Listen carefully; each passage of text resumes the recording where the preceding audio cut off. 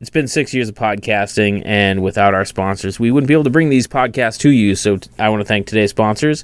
And first off, we have the Pretentious Pickle Company of 190 Water Street in Plymouth. If you haven't had a chance to get down there, go down and check out what they make. They have everything pickled you can imagine, from pickled beets to carrots to mushrooms to onions to Brussels sprouts and cauliflower. They even have pickled or pickled flavor cotton candy, I should say. They make it fresh there every day, and you can go in there and check out what they have to offer. And if you're not in the Plymouth area, you can go to pretentiouspickle.com and check out what they have to offer there as well, and they will ship it out to you. Their stuff is delicious. You should check it out, and they are big fans of ours, and we are big fans of theirs. So thank you to the Pretentious Pickle Company for sponsoring today's episode. And our second sponsor today is Moonrise Cinemas. Moonrise Cinemas is a new drive-in in Plymouth. Right on the Plymouth-Kingston line. They are located at 428 Court Street in Plymouth, Mass. And they offer a great selection of movies. You can go. It's very family-friendly. I went and checked out the Goonies there. They've had Marvel movies, a wide variety of stuff. And they're really starting to expand. They have had the Rocky Horror Picture Show this coming year. They're doing music on Thursday nights. On Wednesdays are going to be 420 friendly events. So make sure you check out what they have to offer. MoonriseCinemas.com. It's a great venue. They have a beer garden. They have their own food. Their food's phenomenal. And they're bringing back their French toast, which I'm very excited about. So make sure you check out what they have to offer, MoonriseCinemas.com. And if you use code Inebri-art when purchasing tickets, you'll get 10% off. So make sure you go to MoonriseCinemas.com to get your tickets for movies, concerts, and more, and use code Inebri-art for 10% off on your purchase. And now let's jump right into the podcast.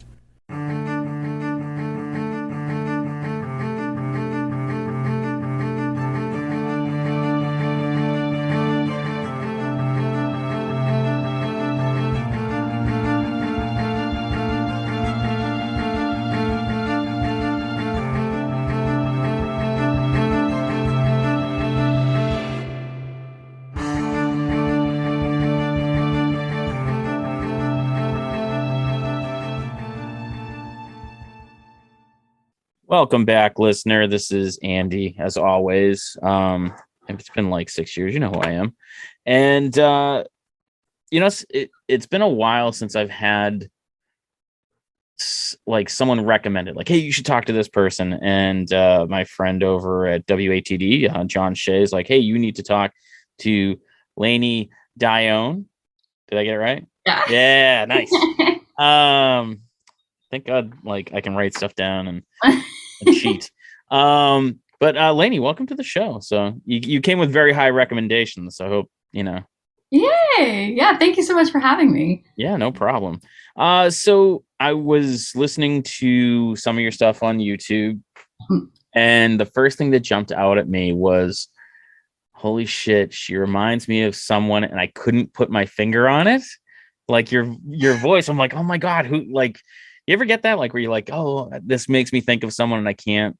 Do you get compared to like someone specific? All the time. Who? Yeah. So when I because I'm literally like, I can't for the life of me think of who that sounded like. I get a lot of people, but when I released my second single, Skin, everyone was like, this is a Taylor Swift song. This is Taylor Swift. I don't think that's helpful to me. I don't think it is either. Everyone's like, oh, I'm like, I get that all the time. I don't see it, but everyone else seems to. I'm trying to think if there's anyone else that like pops into mind. A lot of like older people come up to me and like compare me to like Edie Brickell, but I don't know who that is. You don't know who Edie Brickell is? No. This is bullshit. Interview over. Well, honestly, she was just like a one-hit wonder. Do I sound like her though? Do I sound like a one-hit wonder? I don't think so. I don't know. I don't think that's who it is. And then I get Carly Simon sometimes. I don't get that at all. I almost want to say Grace Vanderwall.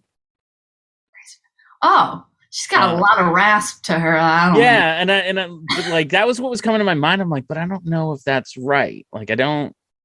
Hey, it's good that I sound like famous people, but not exactly like famous people, because I can be one of them. So it's just like I was trying to put my finger on it and I couldn't, and the closest I could come was like, I'm like, it's not her, but yeah, I don't know, it's gonna bug me until like one day it's just gonna pop into my head. But definitely check out Edie Brickell. Like I said, one hit wonder, so I can only speak to the one song, but it's a really good song. And then I think her other claim to fame is like she married like Paul Simon. Okay. So, I don't know her. Whenever I play cover gigs on top of playing my own songs, people always come up to me and they're like, do some Edie Brickell or Joni Mitchell. I don't have either of those in my set. That's a weird. I've never heard anyone cover Edie Brickell. I get it all the time, which makes me feel like I really should probably learn that one hit wonder. Yeah, because I get it all the time. I mean, I do have like older songs in my set. Like I do Carole King. I have some Elvis Presley, some America. And I don't like that you call songs from my childhood old songs. That kind of. These are songs from your childhood. Edie Brickell is. I don't know. Is Edie Brickell 90s? What is she? Yeah, she was like maybe late 80s, but definitely 90s. Yeah, no. I get people request Tori Amos from me too, and I kind of can't stand Tori Amos. Yeah, I never. I don't know what it is about Tori Amos. It seems like I don't know. I'm trying to think if I know any guy that is a big Tori Amos fan. I feel like any guy. Okay. Guy. I feel like she appeals to the women. Yeah. I was never a fan of hers either. So yeah. I'm sure she's a lovely person. One thing that I can do. Yeah. Is the Cranberries. Okay. I enjoy their music. I can. It's Dolores, right? That's her name, right? Maybe. We're going to go with Dolores. Do you do Zombie or do you do like another? Oh, I do Zombie, Linger, Dreams. Oh, I do like, I think Linger is an underplayed. You would just make me think of like, because I said I've never heard anyone cover Edie Brickell. And I'm like, oh, there's always, whenever I hear a female singer, it's like they always do Zombie. They always do What's Going On by the Four Non Blondes. Yeah, which is a good song, but I'm like, I don't have to hear it every time, just a little bit. Alanis Morissette, I do. Okay, all right, I like her. And you don't hear enough Black Velvet from oh God, who was that? Another one hit wonder, and I can't think of. Black Velvet. Yeah, great song. I was born 94, so I lived a bit. Thanks, man. Thanks a lot. Thanks. So let's talk about your music and not when you're born, because that just whatever bumps me out. So like you just had an album come. Was it 3 months ago? Yeah, so I had an album come. Time's going by so fast. It was September of 2021, but I had a single drop in February, a single drop in March, and a single drop in April. Not off of that album, off a brand new project. So I've just been trying to release music like constantly, and it's catching up to me, man. Like I need to like slow down a little bit, because not only is it expensive, it's just really hard to promote everything properly when you're just constantly releasing. You're focusing on the next thing going forward and not really promoting the things that you just released so much. So I think I'm gonna like hold back a little bit, maybe take a month off to like really get a hold of myself. And then release another single. It's so weird though that I feel like that's the way everyone's doing it now. Is instead of like just dropping one album and be like, I'm promoting and touring to promote, to promote my album. Yeah. So right now they're like recommending to drop a single every 6 weeks, which I guess is okay if you have a label and like people to like work for you to promote those things, because the algorithm on Spotify will kick in when you're dropping constantly. Mm-hmm. But for somebody like little old me that's just doing everything by themselves, it's very difficult. Yeah, it's, of course it's a job, but it's just like, I like the idea that you're taking a month off from doing that. I'm sure you're doing other things, but it yeah, I mean, like even the podcast, like we are kind of on this, weekly grind where it's like, if we take our foot off the gas completely and don't pay attention, so all of a sudden you're like, we don't have any episodes recorded and we need something for Monday. And I'm like, oh yeah, because that's usually my producer, and and so it becomes, like we've had to institute weekly business meetings. Like it's usually like 20 minutes. We just jump online and just to be like, okay, this is how many are in the queue, and this is who's coming up next, and when is the next date of recording, and just basic, make sure everyone is focused on what they need to be focused. Like, do you have anybody that you're working with or is it just completely you? Yeah, so I did have some people. I had 2 teams working for me for a bit, but my contract has run up. And right now, John, our nice friend John Shea from WTD, is I've heard of him. And I have a couple of friends that are helping me out. My friend Linda's helping me out. But I book like gigs, everything by myself. I'm booking co-writes. I'm promoting. I'm like trying to do literally every hat that is possible in the music industry. Right now, my main focus is live gigging because that's now opening up, thank God, after the pandemic, right? Mm-hmm. And I'm writing a lot for Sync. So I'm writing for a couple of different TV shows right now, and that's been a lot of fun. Nothing's come out yet, so I'm not allowed to say the specific. I'm sorry, did you say you're writing for TV shows? Yeah. That's cool. Yeah, it's a lot of fun. They send me like 16, 17 tracks within like a 2-month frame, and then I have to write all of those tracks for the show. And yeah. Oh, and I'm gonna ask you some questions if you can't talk about it. Shut up. Yeah, no, you're fine. Now, like, how does that work? Do they own the music once you've written it, or is it still yours? Yeah, so I don't own any of the music. It's the networks, so they own it. So my name will be on it. Like when you see like the credits for the TV show, or if you Shazam it, you'll see the track, and you'll see featuring Lainey, Dionne. But they're not like my songs. I'm just top lining them. Huh. And is that are they networks that I would have heard of? Oh yeah. Okay, so major. I like how you're like carefully wording. Because I don't want to put you in a position where you be like, I can't answer that or say something you're not supposed to. No. For instance, a couple months ago, my track "Skin" off my album. This isn't something I wrote specifically for the show, but I wrote "Skin" before, and that got placed on Teen Mom MTV Family Reunion. Oh, nice. So, something that people have heard of. I've never watched Teen Mom before this episode, so when I watched it, I was like, oh my God, holy shit. And so, of course, the real question is, do you get like residuals? Like if the shows are hit, that's awesome. So you land a flat fee. How Sync works is you land a fee for them taking your song, and then you get royalties every time that episode is played. So if you get a show that has reruns, you're like, oh yeah. Like Friends or something. Yeah. And it's funny. I heard like one of the best things ever to do is to write a theme song. Yeah, if you write jingles or theme songs, you get a lot of royalties for that because it's played every single time. I don't know. I've never written one. I'm assuming that's how it works. Yeah. It's and just to think of like is it They Might Be Giants that did Big Bangs? I have no idea. I think it's They Might Be Giants. I don't watch a lot of TV. Yeah, I think it's them. I could be wrong, but just the amount of times that's on in a single day. Yeah, getting like 50 cents or $1. I'm like, that adds up. Yeah, it's crazy. Is this?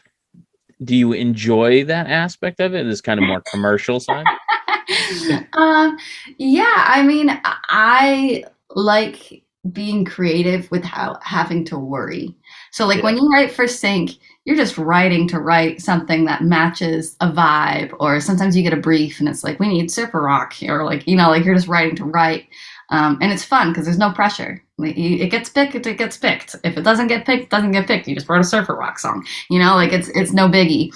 Whereas writing for my album, that's a little bit, it's not, I wouldn't say it's stressful, but I'm very much so a perfectionist, and I don't stop writing the song until it's in a place where I absolutely am completely proud of putting it out and it's authentically me. Hmm.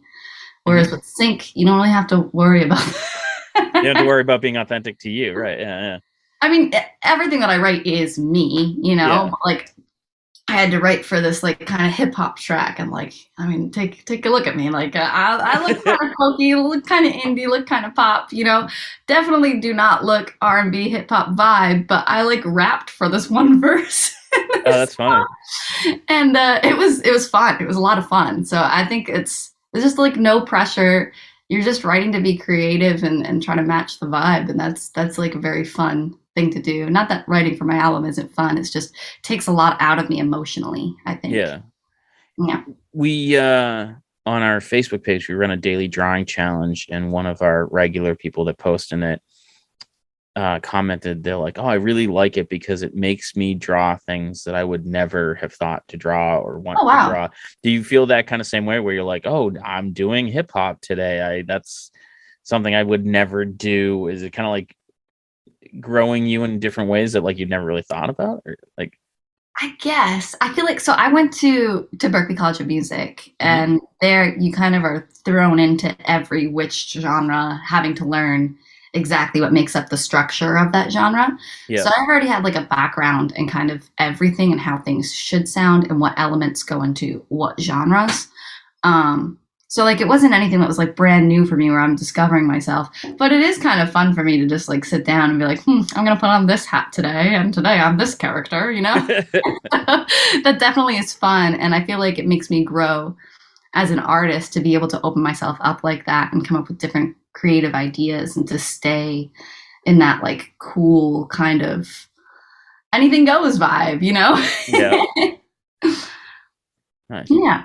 Um, so things are opening up. Are you planning on doing a tour to support this new music you have coming out? Oh man, would I love to do a tour? But let's be real. when you're a indie artist that's not very well known, when you do a tour, man, you're gonna go. What's the word that I'm looking for? In the hole on that tour. I did a tour in 2017 for my album that dropped in 2016. And it was a lot of fun. We did the whole East Coast. Our first show was in New York City. God, that show was terrible. It was the first show on the tour, and we like were so pumped, but also nervous energy. And like my guitarist had forgotten all of the keys to all of our songs. So every song he played like a key. He played a note that was like in a completely wrong key. And I live streamed the whole thing. And then after I got done, I went on to Facebook and I deleted the live stream because like, that was terrible. And we all sat on different, because there's a green room when you tour for the band. We all sat at different corners of the green room and none of us talked to each other after the show. It was pretty bad. But we did it was a lot of fun. But you have to, sometimes we slept at random people's houses. Sometimes we slept in the car. Sometimes we drove back home to sleep. Yep. It costs a lot of money to be able to play all these shows, pay your bandmates. Sometimes you have to, I hate pay to play places. You have to pay the right amount of tickets in order to Right. play that place. There's just a lot that goes into touring that I just don't think is economically good for me right now. Mm-hmm. I do play out live shows all around Rhode Island. I'm from Rhode Island. I play 90 venues in Rhode Island, probably between 70 and 100 shows a year. Yeah. And that's mostly cover gigs, but I do occasional, album gigs, which is a lot of fun. But right now touring just isn't an option, especially we're not completely opened up yet. And having to either fly or drive to all these places, I don't know, man, it's just a lot.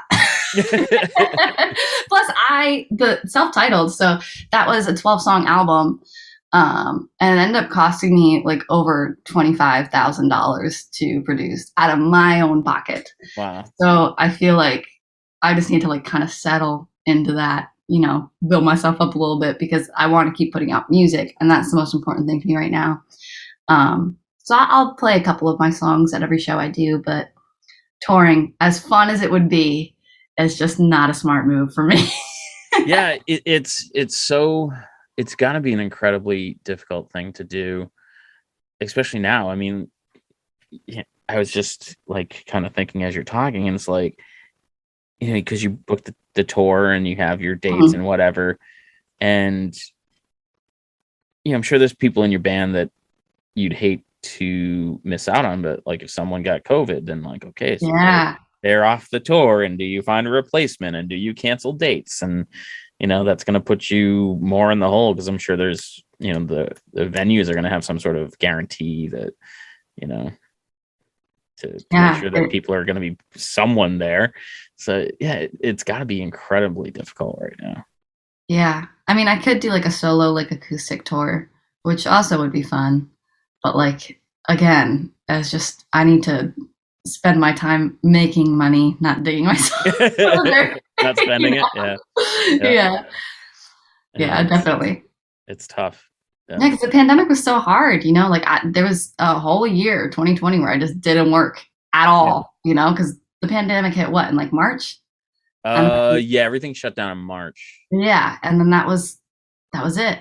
And so like live shows were done. I was like live streaming for tips, and that was like it. And this is all I do. Like all I do is music full time. I play and I teach music, and that's it. And then all my students couldn't come into my office to play piano or whatever. I had to switch everything to Zoom, and some kids were like, "Yeah, we're way too ADD to try to have our kid do." Yeah.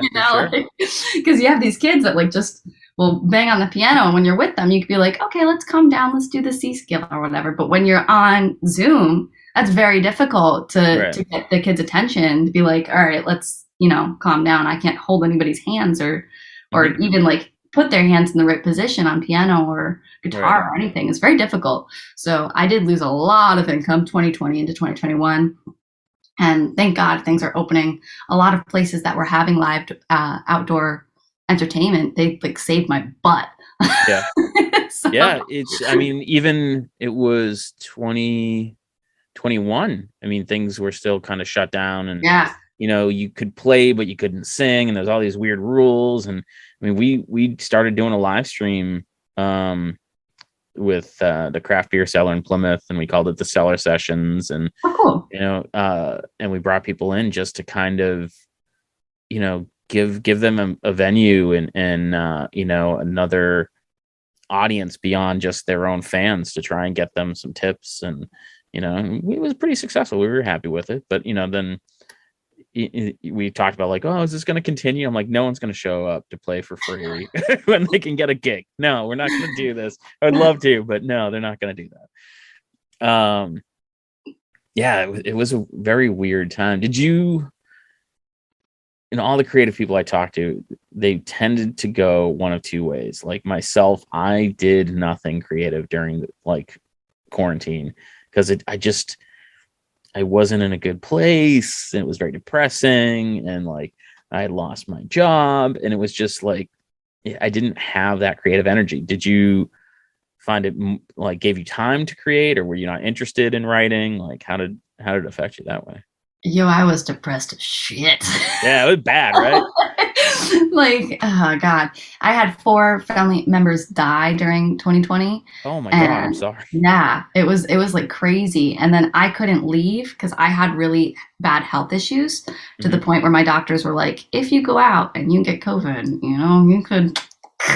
Right. I was like, all right, so staying inside, not seeing any friends, not seeing anybody, couldn't go to any funerals, couldn't do anything. So it was like really, really depressing. And during that time, I was dating somebody, and we had a home together, and we broke up, and I had to move back in with my parents. and we had a nasty ass breakup, man. Yeah. So I had all of this like pent up, angry, depressing energy, and that's how the second half of the album got written. Well, that's therapeutic, I guess. Yeah. So the second half of the album, I wrote the song called "Wake Up Call," which is about waking up out of this terrible ass relationship and leaving. Yeah. And then "Sentimental" and "Cumbria" and like a whole bunch of different songs that were like the second half of the album, man, is just like either super angry, angsty, I hate my ex songs, or I'm super sad songs. So it was really helpful to go through. This sounds really bad, but it was really helpful to me when going through all of that to be able to write, because I use writing as my like therapeutic outlet. Once I like go through something, if I write about it in a song, then those feelings live in that song. I got it all out, and it's living there now. It doesn't live in my body anymore.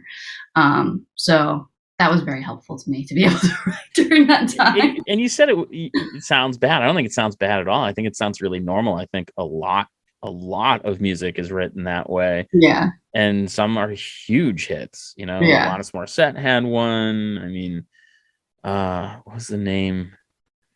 There's a band back in my day called Ugly Kid Joe. Oh boy. And they were pretty much a one-hit wonder because they wrote a song, I think it's called Everything. No, it's called like Everything I Hate About You or something like that. And that's just the whole song is like this really visceral, I hate you kind of song. Yep.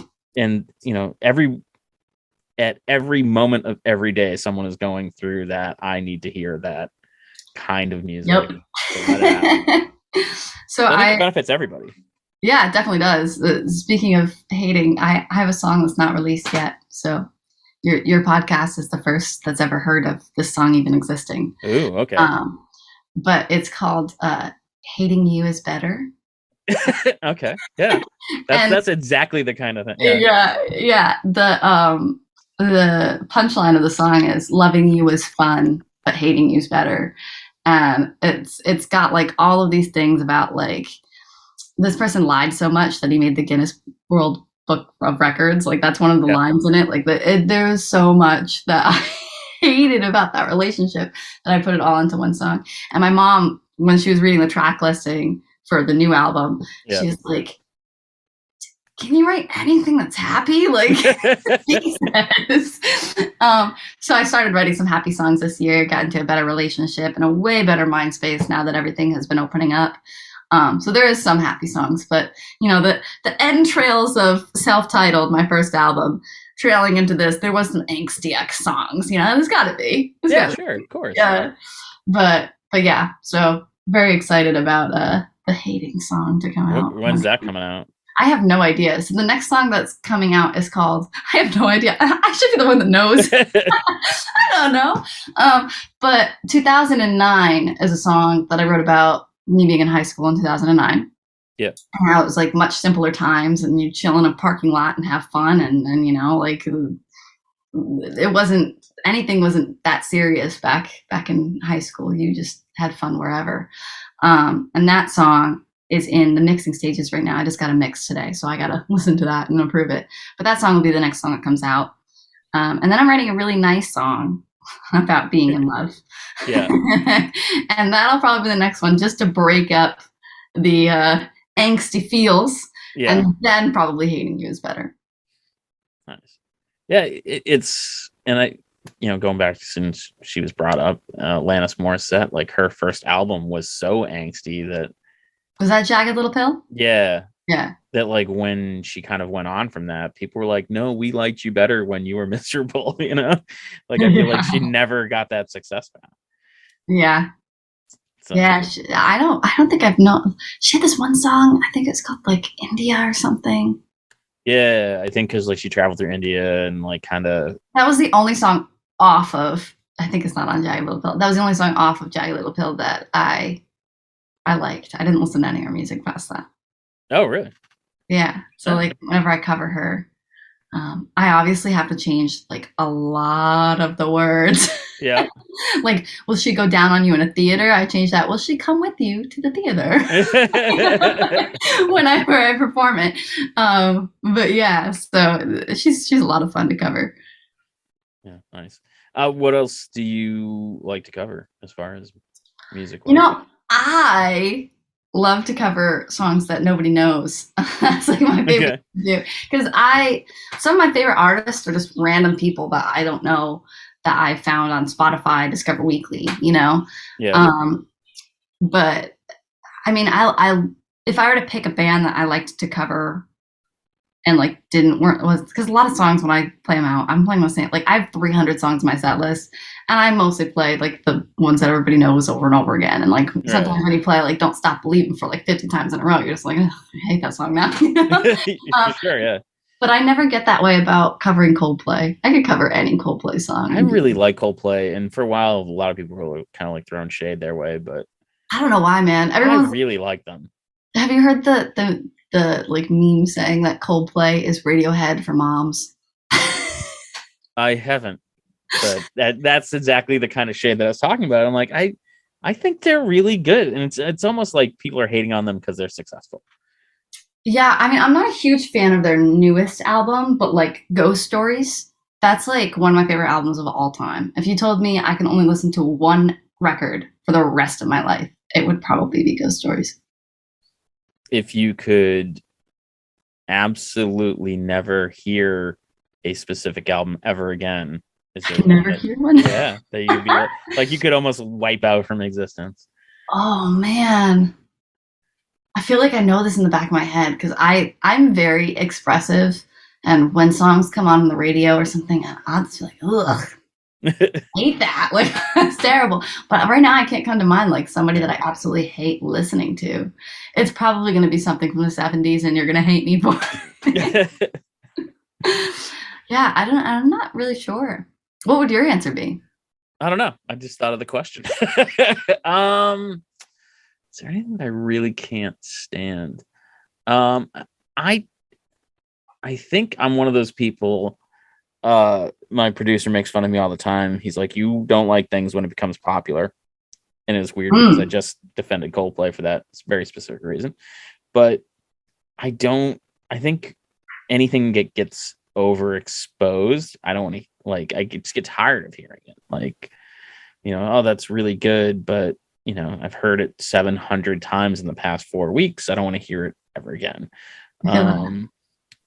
But I suppose if I could pick, Baby Shark. Baby Hey, Shark. no, don't sing it. It is like one of the worst earworms ever. Like the second someone breaks into it is like, that's it. It's in my head all day, and I can't get rid of it. And I don't have kids that age. I'm not even sure how it came into like my realm of knowledge, but TikTok on the TikTok. I think it was someone at work. I was working for a stainless steel company, mentioned it, and I'm like, what the hell is that? And I'm like, oh, you have to hear it. And now I just want that person to suffer a miserable life. Yeah, I don't think that song ever really bothered me. It wasn't one that I was like, oh my god, I'm obsessed with this. Let me do the TikTok dance, but Yeah. It never really bothered me. Bringing it back to Tori Amos, I really can't stand any of her songs. I'd be okay if any of her records went away. Yeah. It's just the voice. I can't handle the voice. Same thing with Bruce Springsteen. Can't handle his voice, man. I'm not a fan. He's fine. I kind of put him in the same area as like AC/DC, where I'm like, they're fine. I don't get why people like them. Like, I mean, they're fine, but his voice pains me. Like it pains me to listen to. I had one of those like they can't see us, right? No. But I just had one of those staring off into the distance, like pains me. Like thinking about like the pain Bruce has caused you. Yeah. Yeah, anybody that sounds like it hurts, like Sia. Sia sounds like it hurts to sing. I don't hate Sia songs, but it definitely sounds like Sia Chandelier. I'm gonna swing from the Oh yeah. okay. It's like, you Yeah. know who Sia is. I She has know the big. her. The clown sings that song. What You ever, clown? you ever heard what does it go by? Puddles the Pity Party? Or Yo, Puddles the I Pity Party? have no idea. Oh, yeah. So it's like this dude and he dresses up like a clown. He doesn't speak, but when What he he sings? sings, holy shit, Okay. phenomenal. Like unbelievable voice. I think it's really crazy that you don't know who Sia is, but you're like, oh yeah, the clown dude. Yeah, Because that's his I have a weird internet knowledge. Like that's I'm That's old, but I hilarious. watch a lot of YouTube and apparently now TikTok, Yeah. Yeah, which TikTok's huge. They're like, I feel like you can't get any label interest unless you have like a big TikTok following now. Halsey just released a video saying her label won't let her release a song unless they can fake a viral TikTok moment for it. really, Yeah, TikTok's being included in like every label like interest signing. yeah. So I hear that's that a lot from like actors too, not just TikTok, but yeah, where they'll be like, I'll lose a role because the other person had more social media followers, and it's just like that's so shitty, man. it Like is. because talented people, like really talented people that don't have a following, aren't being heard, whereas people that are like, no shade, no shade, Yeah. but Addison Rae was a TikToker. You don't know who Mhm. that is, right? No, no, Okay, sorry. TikToker. She dances. She Okay. does dances on TikTok. Now she's a singer and signed to a label because she has a massive TikTok following. However, she's not like a singer. You know how there's like, Mhm. actually, I rephrase this. She's a singer. She's not an artist. Yep. Sure. That's like no shade to her. Like, congrats to her for making it big, getting signed to a label, having a following on TikTok. But I think it's really shitty of labels to be signing people who aren't artists that have been working all their lives towards that. And it's so tricky because we actually had someone, we run events, and I had someone reach out the other day and they're like, I want to work with you guys. I want to run events with you guys. And I had to message my business partner and be like, I don't I feel like these would be successful events and Mhm. we'd make money, but it's not something I'm kind of okay with. Like, I don't like the idea of it being under our brand. And Okay. so it's really weird because we're a business, man. Like, I have to put food on the table. I have rent Yeah. to pay. So it's tough from a business standpoint to pass up money because that's Mhm. essentially what we ended up doing. We're like, we wish you the best of luck, but I don't feel like that's a right fit for our brand. And so 2-3 months go by. Am I going to be kicking myself because I'm like, I can't make my rent or whatever bill I need to pay? I wish I was doing those events. It's a weird thing to be like, am I don't like, where do you draw the line? Like, what if someone was going to pay you to play a gig at a place that you weren't comfortable playing the gig with, I suppose? Like, I don't know Yeah. whether I thought you were going to say they didn't have a TikTok following, so I didn't. no. It's I'm just confused about this segue, man. sorry. It was just making me think because, like, from the you can be the most talented singer out there. Oh, I got you. But if you don't have some sort of work ethic, if you don't have some sort of fun, like if people aren't gonna buy your stuff, Yeah. why would the label sign? But I can the perfect example. There's a director. He writes and directs, and he made The Human Centipede. Okay. Are you familiar with Crazy that movie? Yeah. Yeah. So he I love hasn't. how we're like segueing from TikTok to Human Centipede. Yeah. It's totally normal. This welcome to Off the Rails, and so he has a new movie that's written, directed, filmed, cut, ready to go, and no one will put it out because it Yeah. is atrocious. Yeah. And he's all like, they're censoring me. It's not that. Like, I just don't think anyone thinks they can make money off of it. That's true. So it's that hard line between art and business. I feel like back in the 70s, you had a meeting, or not even 70s, 90s, 80s, you had a meeting with. I remember that. Yeah. Yeah. How it worked was you got a following, you played out, people were talking about you, you get a meeting with the record label, they'd listen to you, they'd say you either are good or you suck, and that's it, Yep. And now I feel like it's more social media based than if you're good or if you suck, which is unfortunate because I feel like if labels really believed in a good person that was like amazing and they went to sign them, that they could create viral content. Right. But right now they're looking for the viral content before the talent, in my opinion. That's I don't know anything. It's almost like they're looking at it from like the podcasting standpoint, where you need to build a following before you can even get advertising. Yeah. Because no one's going to advertise on a podcast that doesn't get downloads. So why would they? And it's like these bands are like, well, you do the legwork and build up a following, and then we'll sign you. Yeah, and that's hard. That's really hard right now in a saturated, climate, and I mean, it's just hard. It's hard to make it big now, and I feel like if labels really, really, really listened to good music, because there's tons of artists that I listen to on Spotify that aren't signed, but are incredible, like producing way better stuff than what you hear on the radio right now. And obviously music's subjective, so like you can't trust my opinion based off anybody else's. I mean, you don't even like Tori Amos. So. Yeah, I don't like Tori Amos, so F my opinion. But